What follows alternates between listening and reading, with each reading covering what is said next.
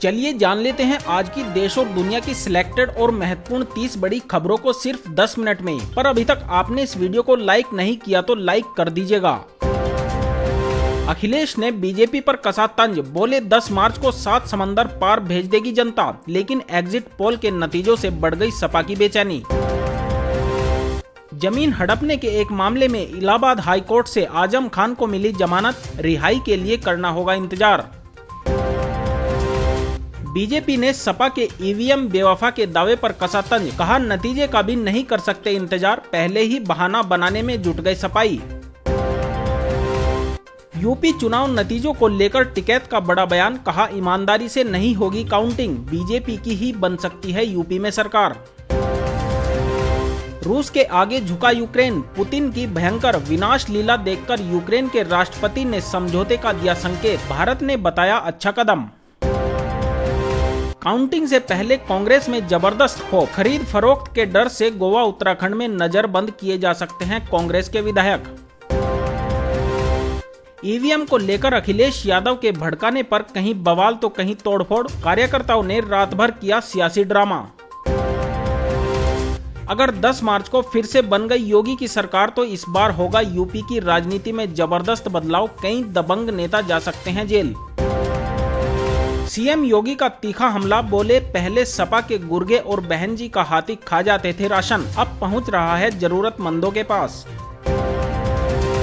Exit poll पर जयंत चौधरी ने उठाए सवाल, बोले यह मानसिक दबाव बनाने की चाल, इस बार अलग होंगे यूपी के नतीजे। घबराने की कोई जरूरत नहीं, 2 हफ्ते में ही कम हो जाएगा तेल का दाम, जानकारों ने कहा, हाय तौबा ना मचाए जनता। अन्नदाताओं के लिए खुशखबरी, अब किसानों को 6,000 के साथ हर साल मिलेंगे 36,000 रुपए, नहीं देना होगा कोई नया दस्तावेज। ईवीएम की सुरक्षा को लेकर सपा कार्यकर्ताओं ने संभाला मोर्चा, अखिलेश यादव ने कर ली हार का ठीकरा, ईवीएम मशीन पर फोड़ने की तैयारी। अखिलेश यादव ने सीएम योगी पर लगाई गंभीर आरोप, कहा डीएम को कर रहे हैं बार बार फोन, दाल में लग रहा है कुछ काला। भारत में 150 रुपए लीटर हो जाएगी पेट्रोल की कीमतें, रूस रोक सकता है कच्चे तेल की सप्लाई, मोदी सरकार ले सकती है बड़ा फैसला। वाराणसी में ईवीएम से भरी गाड़ी को रोककर सपा कार्यकर्ताओं ने किया हाई वोल्टेज ड्रामा, जब पड़े पिछवाड़े पर डंडे भाग गए छुटभइये नेता। रूस यूक्रेन युद्ध से बढ़ी वित्त मंत्री निर्मला सीतारमण की टेंशन, पेट्रोल डीजल की कीमतों पर कहा हम कर रहे हैं वैकल्पिक स्रोतों पर विचार। केंद्रीय कर्मचारियों को होली की जबरदस्त सौगात, क्या दोगुनी हो जाएगी सैलरी, मोदी सरकार जल्द कर सकती है ऐलान। यूक्रेन का बड़ा दावा, अब तक रूस के 12,000 सैनिक मारे गए, 317 टैंक और 49 एयरक्राफ्ट भी हुए तबाह। सरकारी कर्मचारियों को सौगात, राजस्थान के बाद अब छत्तीसगढ़ में भी हुई पुरानी पेंशन योजना बहाल, भूपेश बघेल ने किया ऐलान। कर्नाटक की छात्रा ने व्हाट्सएप ग्रुप में पोस्ट किया पाकिस्तानी झंडा, हिजाब विवाद के बीच एक बार फिर से बढ़ गया तनाव।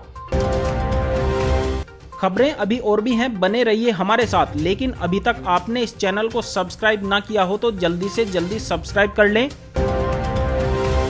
औपचारिक नतीजों के ऐलान से पहले एग्जिट पोल के नतीजे सामने हैं। बात यहां देश के सबसे बड़े सूबों में से एक यूपी की करेंगे। एक एग्जिट पोल को छोड़ दें तो ज्यादातर एग्जिट पोल में बीजेपी की सीट संख्या 225 से लेकर 255 तक आ रही है। इन नतीजों से एक बात तो साफ है कि बीजेपी एक बार फिर यूपी में सरकार बना रही है, लेकिन उसे 2017 की टैली से नुकसान हो रहा है। समाजवादी पार्टी को बढ़त है, लेकिन वो 2002 के आंकड़ों से काफी पीछे है। बीजेपी को पहले चरण में 31 सीट, सपा गठबंधन को 23 सीट, बीएसपी को 1 सीट मिलती नजर आ रही है। यह वो चरण है जिसमें किसान आंदोलन का असर था। अगर बीजेपी की सीट संख्या पर नजर डालें तो 2017 की तुलना में कमी आई है। फेज 2 के चुनाव में भाजपा गठबंधन को 31, सपा गठबंधन को 20, बसपा के 2 और कांग्रेस को 2-2 सीटें मिलती दिख रही हैं। इस चरण में सीटों की संख्या को देखें तो सपा गठबंधन से जिस अंदाज में टक्कर मिलने की उम्मीद थी वो मिलती नजर नहीं आ रही है। जानकारों का कहना है कि अगर इन नतीजों को अंतिम नतीजा मान लिया जाए तो समाजवादी पार्टी के लिए मंथन की जरूरत है। बंद कमरे में मंथन का नतीजा यह जरूर हुआ है कि अखिलेश यादव अपनी सीट संख्या बढ़ाने में कामयाब रहे हैं, लेकिन सरकार बनाने के आवश्यक आंकड़े से पीछे हैं। समाजवादी पार्टी के वोट प्रतिशत में इजाफा हुआ है, लेकिन बीजेपी के साथ अंतर बरकरार है।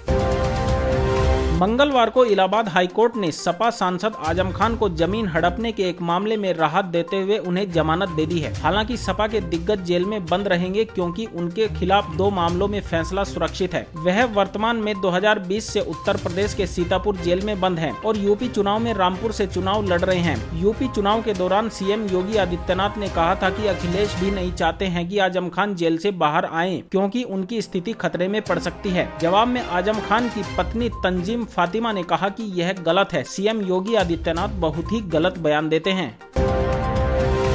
बीपीसीएल के अध्यक्ष और प्रबंध निदेशक अरुण कुमार सिंह ने कहा कि कच्चे तेल की कीमतें 2 हफ्तों के भीतर ही कम होकर $100 प्रति बैरल हो सकती हैं। ऐसे में भारत के नागरिकों को घबराने की कोई जरूरत नहीं है। सिंह ने बताया कि रूस के तेल और गैस के निर्यात को तब तक ब्लॉक नहीं किया जाएगा जब तक कि रूस खुद ऐसा करने का फैसला नहीं करता और इसकी संभावना नहीं है। यूरोप द्वारा रूस के साथ एनर्जी आयात सौदों को रद्द करने की संभावना नहीं है। जब अमेरिकी विदेश मंत्री एंटनी ब्लिंकन ने कहा कि अमेरिका और यूरोपीय सहयोगी रूस से तेल के आयात पर प्रतिबंध लगाने की योजना बना रहे हैं, उसके बाद सोमवार को कच्चे तेल की कीमतें बढ़कर $139 प्रति बैरल हो गई थी। हालांकि रूसी कच्चे तेल के सबसे बड़े उपभोक्ता जर्मनी द्वारा इस तरह के किसी भी कदम को खारिज करने के बाद कीमतों में थोड़ी गिरावट आई। विश्लेषकों का मानना है कि अमेरिकी राष्ट्रपति जो बिडेन द्वारा रूसी तेल और अन्य ऊर्जा आयात पर प्रतिबंध लगाने से झटका लग सकता है।